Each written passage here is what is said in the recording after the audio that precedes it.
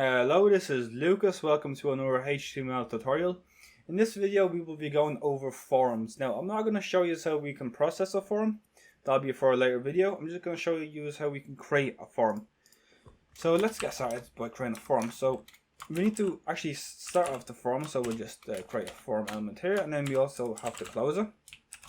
Alright, and now we need to have a few input types inside of our form.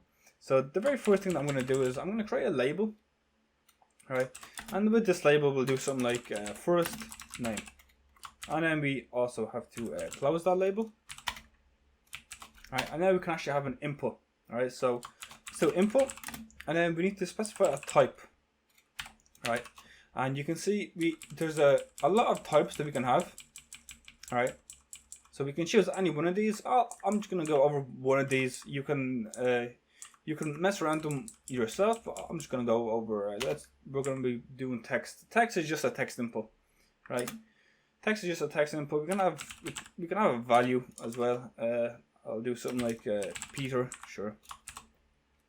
So that's our input type.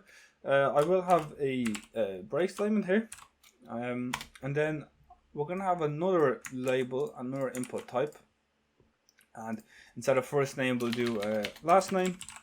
So we'll do last name, and we'll do instead of Peter, we'll do Simpson, sir. Right, Simpson. And now this is how our form looks like as of now. We have the first name, last name, and then we have just Peter and Simpson.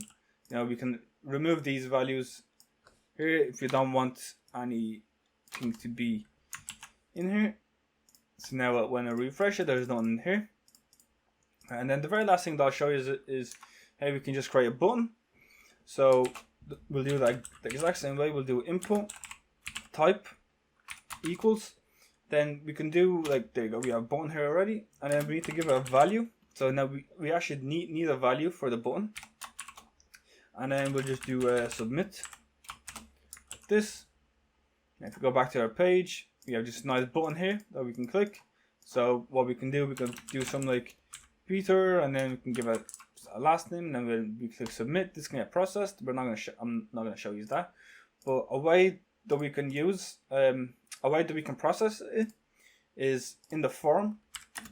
We do action, for example, and then we can give it a path. So we'll do like action dot php.